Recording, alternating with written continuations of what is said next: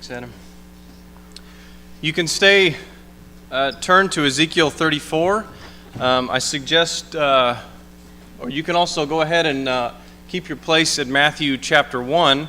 We'll be going back and forth between Ezekiel 34 and Matthew chapter 1. Bones talked about John 3:16 and Jesus as the only begotten Son. If you start out in Matthew chapter 1, and if you use the King James or the American Standard Version, you run into a whole bunch of begats or begots. Now, many of us in this room have begotten, though we might not say it that way. We have fathered children. I don't think I called my father the day my children were born and said, "Hey, your son begot someone today," right? It's not language we use. It's also this genealogy that Matthew opens up with that maybe, I don't know, lulls us to sleep or we're not familiar with it. But Matthew has some significant things to say and a specific purpose for that. Matthew's gospel was written to the Jews. And I want to emphasize that point this morning. It was written to the Jews. Many traditions say that when Matthew first wrote it, he actually wrote it in Hebrew, which is the language of the Jews. But thankfully, this gospel written to the Jews was for the salvation of all people. The genealogy bears out that it was for all people. And the only way you get a genealogy like that to work out well is by God's plan. Matthew gives us a gospel written to the Jews for the salvation of all by God's eternal plan. I want you to think for a moment what life would be like if we did not have the Gospel of Matthew. Some consider the Gospel of Matthew to be the most widely read book, period. The most widely read book, the Gospel of Matthew. And I don't know exactly how they get to that conclusion. Maybe it's because the Bible is consistently the most purchased and distributed book around the world ever, and that most people start off in the New Testament, and so where do you start off with? You start off with Matthew, and at least, you get to Matthew chapter 1. We wouldn't have that. You'd have another bestseller. Someone would be a millionaire or a billionaire, right? If the Bible didn't get in the way of all that purchasing. The great composer Bach composed a piece called St. Matthew's Passion based upon chapters 26 and 27 of the book of Matthew. And so we would be without this classical masterpiece, this piece of classical music that is considered to be a masterpiece. You can YouTube St. Matthew's Passion, and it's an hour and a half. So next time you're in the car or driving along and you've got your 3G or your 4G network, you just listen to a little Bach while you're cruising along. You think he fathomed, he was writing on this piece that people would be walking around with cell phones listening to his music? It's crazy, isn't it? If we didn't have the book of Matthew, we wouldn't know about the wise men. We wouldn't know about the Sermon on the Mount. Think about that. The moral teaching that we get through the Sermon on the Mount is in the book of Matthew. It's repeated some in Luke, but the body of it is in the book of Matthew. Matthew shares with us parables, explanations of the kingdom. Have you ever tried to wrap your mind around the kingdom of God? It's difficult, and yet Matthew gives us parables that help us to understand. It's not all happy things that Matthew gives us. He gives us some of the most scalding rebukes of those who were religious leaders. We had a preacher's conference this past end of the week, and the comment was made that if Jesus came, he probably would have had the hardest thing to say to a group of preachers like us, right? Because he went to the religious leaders and laid into them. We also have the Great Commission. What would the world be like without the Gospel of Matthew? Thankfully, this is a book that we have. A perfect God takes this beautiful gospel and he gives it to an imperfect man, to Matthew. He's a tax collector of all things. Yeah? Trust your tax collector? Gives it to Matthew, an imperfect man, and he's supposed to go share this with a stubborn people, the Jews. And then they're tasked with sharing this message with a lost world. Such an incredible book, such a rich collection of things we get, and yet he starts off with the genealogy. We have any people who are sort of genealogy buffs? Like you do that with your own family and you're excited about that? Some people are. It's not really for everybody. Turn over to Matthew chapter 1. Keep your finger on Ezekiel. We'll come back. Let's go over to Matthew chapter 1.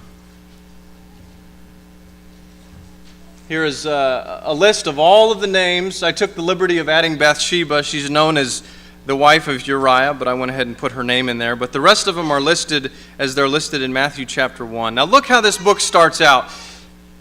The book of the genealogy of Jesus Christ, the son of David, the son of Abraham.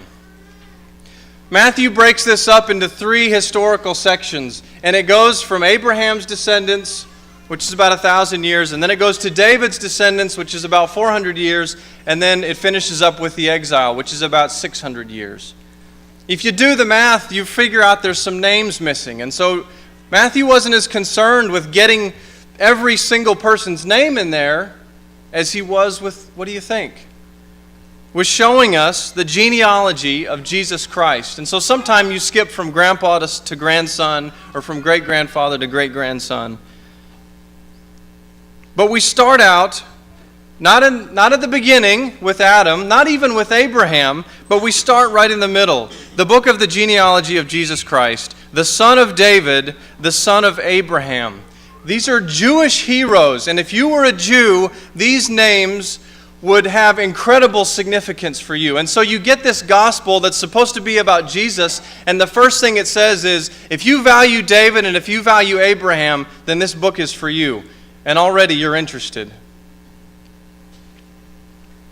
Do you remember what Ross read in Ezekiel 34?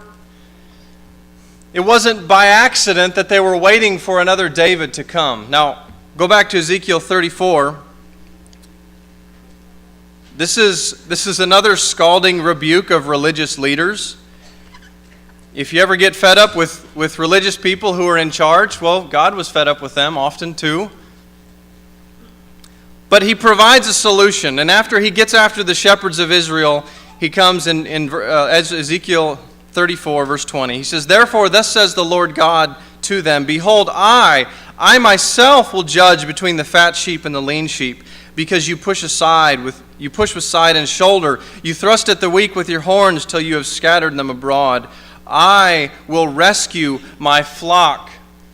The Jewish people were looking for a rescuer like a King David. They were looking for someone who would bless all nations. Remember how God promised Abraham, "I will bless all nations through you"? This is what they were waiting for, and this is what God is prophesying for them. Verse 22, "I will rescue my flock. They shall no longer be prey, and I will judge between sheep and sheep, and I will set up over them one shepherd, my servant David." Where is David in Ezekiel 34? He's dead. He's in the grave, and he's not coming back. And yet there is a David, a son of David, who God says, "I'm going to come, and I'm going to come as the servant David, and I'm going to rescue you. And he will feed them, and he shall be like a shepherd to them." He just got done saying how the Jewish shepherds had done them wrong, but that he was going to come and shepherd them. "And I, the Lord, will be their God, and my servant David will be prince among them. I am the Lord, I have spoken." Let's skip a few slides here. A common question for the day, as Matthew goes on to tell us later in his book. The Jews, because of Ezekiel and because of the other prophets, as we've been studying, were looking for the Messiah to come out of their lineage. And a common question you would hear, as they would say in Matthew 12:23, well, could this man be the son of David?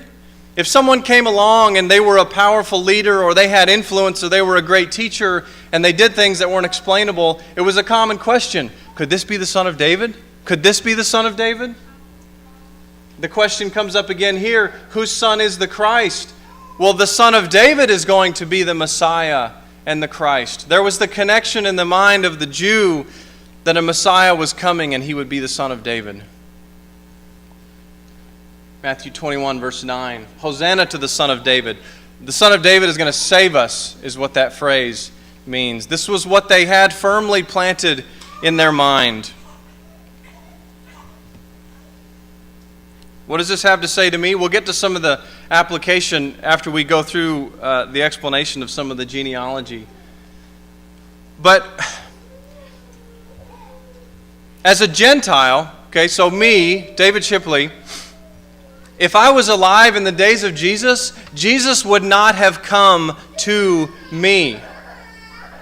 When Jesus came, we like to think that Jesus came to save the whole world, and he did. But in his short time on this earth, as these scriptures up here will attest to, Matthew 10, 5 and 6, Matthew 15, 24, Jesus says, I have come to the lost sheep of Israel. I was sent only to the lost sheep of Israel. Jesus would not have come looking for me.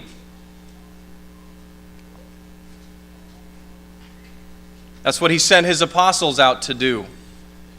Jesus came and sought the lost sheep of Israel, and then out of Israel they were to take the gospel to the rest of the world.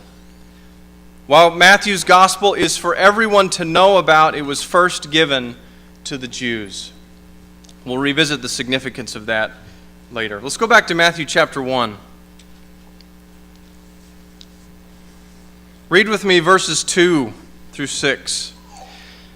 Abraham was the father of Isaac, or Abraham begat Isaac, and Isaac the father of Jacob, and Jacob the father of Judah and his brothers. If Matthew was a Texan, right, he might say Judah and his kin, right, his kinfolk. Judah the father of Perez and Zerah by Tamar, and Perez the father of Hezron, and Hezron the father of Ram, and Ram the father of Amminadab, Amminadab the father of Nahshon, and Nahshon the father of Salmon, and Salmon the father of Boaz by Ruth, and Ruth the father of Obed by Ruth, and Obed the father of Jesse, and Jesse the father of David the king, and David was the father of Solomon by the wife of Uriah. You know, we all have family stories that we are proud to share with one another. Do you have those stories that maybe it's about your father or your mother, or a brother and a sister, or a grandfather, or something up your lineage that you're really proud to share? Do you have any of those stories that you don't want anyone to know? And really the only place that it might show up is like an abnormal psychology textbook? Right? Hopefully long after you're dead and it's not going to be a big embarrassment, right? But, I mean, we have those. There's stories I'd be proud to tell you, and there's stories that I have that, boy, I'd rather you not know, and if you did, I wish you didn't. If you know anything about the story of Judah and Tamar, that's one of those stories that wow, there was some warped thinking going on there. Go back and read that story for yourself. Even the greatness of David. I mean, David found this woman, and he killed his wife, and then he took her... Killed her husband. I'll etch that in on my notes. Thank you. David killed Bathsheba's husband, and then took Bathsheba as his own wife. I mean, there's some problems in that family as well. You know, in the book of Chronicles, that little story is sort of rubbed out, trying to give a sanitized view of maybe what the kings did. And so even the Jews tried to hide that. We see God's mission of saving all souls. Read down through this genealogy here, and you've got people who are steeped in sin, and you've got people who are heroes of the family. You've got people who are rich, and you've got people who are poor. You have kings, and you have servants. You have Jews, and you even have Gentiles. You have men, and you have women. Now, in Matthew's day, if he sat down and he was like, I want to do this politically correct, he would not have put women inside of this genealogy. The establishment would have said, no, that's going to wreck your credibility. Don't put women inside of this genealogy. And yet, in these first couple verses here, we have 5 of them. I guess we get down to Mary later on. But we see God's mission. And though it came to the Jewish people and God was establishing His oneness, right? From the beginning, God wants all people to be His people. And so He selected one nation. This is my nation, not because they deserve it, but because I love them. And I want to bring all people into this nation. You see throughout the genealogy that God is reaching out to all sorts of people. And He's using all sorts of people to bring about His salvation. Remember what Ezekiel said, God's eternal plan to bless everyone through His servant David.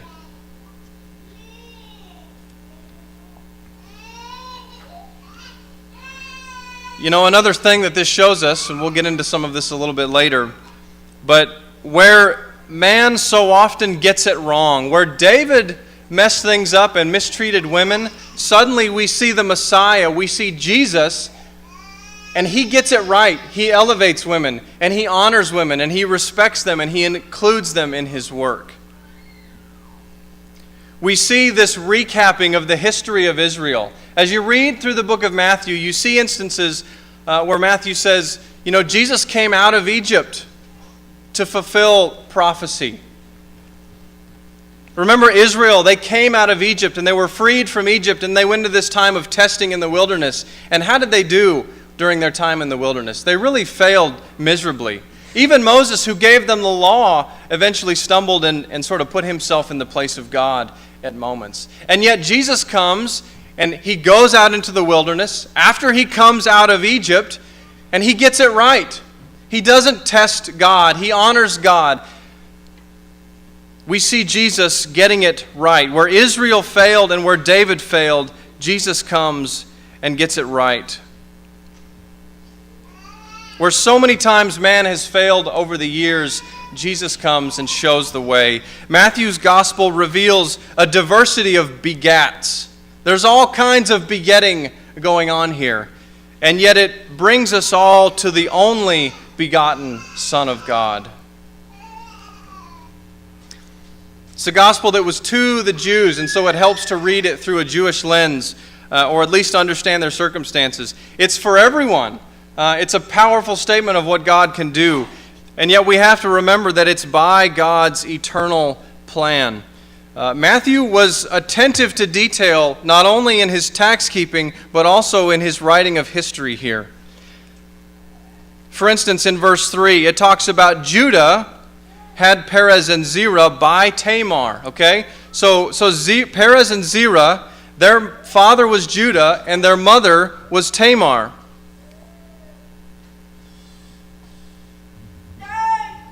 And so you would expect that when the son of David comes, that he would sort of be in that same essence, right? He would have a mother and he would have a father, just like it's always happened. There's over 40 begets here, and all of them are the same. There's a man and there's a woman, and they come together and they have a child. Your parents can explain, the details of that to you, how that all works later, right? But then we get down to Jesus, verse 16, and Jacob, the father of Joseph, by Mary had Jesus? Is that what it says? No, because you see, Joseph wasn't really Jesus' father. And Jacob, the father of Joseph, the husband of Mary, of whom Jesus was born. Jesus was born of Mary, not of Joseph. And that's not just a minor detail. That fact right there would have startled the Jews. Not even Jesus' parentage is what you might expect. How can he only be born of a woman? That's not expected.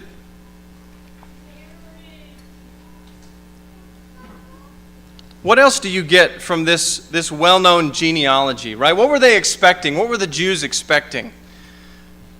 They wanted a man who was born of a legitimate father and woman. They expected someone who was powerful. They expected someone who was wealthy. They expected someone who was regal, right? Kingly.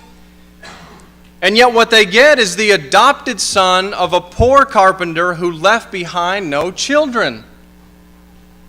Does this genealogy continue after Jesus? I mean, as far as Jesus is concerned? No, it ends, right? What begins with Abraham and comes to Jesus, it stops there. He doesn't even have children, right? That's supposed to be the greatness of a man, is to have offspring, and Jesus doesn't even get that. And so realize, as a Jew, you're reading this, and in so many ways, this just is not computing. He's an adopted son, okay? It's a poor carpenter's son, okay? And he doesn't leave any posterity. He doesn't continue the line. Indeed, though this is what they were waiting for, it was more than the Jews could accept. Matthew often quotes the book of Isaiah. Isaiah chapter 6, verse 8, "And I heard the voice of the Lord saying, 'Who shall I send? Who will go for us?' Then I said, 'Here am I, send me.' And he said, 'Go and say to this people, keep on hearing, but do not understand.'" How many times have they understood this genealogy, and yet when it comes to Jesus, they don't understand it? "Keep on seeing, but do not perceive." How many times have we read through this genealogy and yet not perceived what God is doing? "Make the heart of the people dull, and their ears heavy, and blind their eyes, lest they see with their eyes, and hear with their ears, and understand with their hearts, and turn and be healed." The Son of God was who they were waiting for. The Son of David was who they were eagerly waiting for, but it was not who they were expecting. And so Matthew gives them this family tree.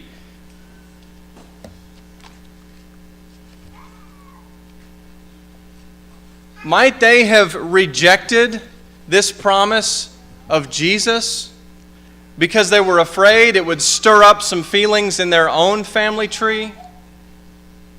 Maybe you've been there, where maybe you were there when you were coming to Christ, or maybe you're there right now, and Christ is asking you to do things, and you think, well, Grandpa wouldn't have liked that. Or if I do this, what does this say about the choices my parents have made? This isn't just a boring genealogy. Matthew puts it in here, and it would have rocked their world, as I'm sure it has some of us. We'll come back to that. I want to recap the lessons that we can take from this genealogy. First of all, this gospel was first to the Jews. Now, we don't worship the Jews, and you don't have to be a Jew to understand this, but we humbly owe a great debt to God's work in the Old Testament. Not worship the Old Testament, not worship the Jews, but we owe a great debt to what God was doing centuries and millennia before we came along. We need to know our Old Testament better because this is our heritage. Otherwise, we might not fully understand Matthew because he quotes the Old Testament more frequently than any other of the New Testament writers. It is not our own goodness that has brought us to the church today, but the willingness of thousands of others who have faithfully passed on their faith and those who preach to us. Maybe it wasn't a Jew who preached to you, right? But Paul and Peter and all of those first apostles were Jews. And thankfully they preached. And thankfully they reached out to those who were not of their own. I think it's a wonderful example. What does it mean that the gospel is for all? That Matthew's gospel is for all. It was to the Jews, but we know that it's for everybody. Only God's gospel can bring us into the eternal oneness. I'd like to talk more about this later, but that's really what heaven is going to be about. In the beginning, there was God, and He was with His people in the garden, and everything was one, and it was at peace. And more than what heaven is going to look like, we're going to be one with God and one with each other. One God, one nation, one church. Do you understand His goal? He's trying to get us all back together.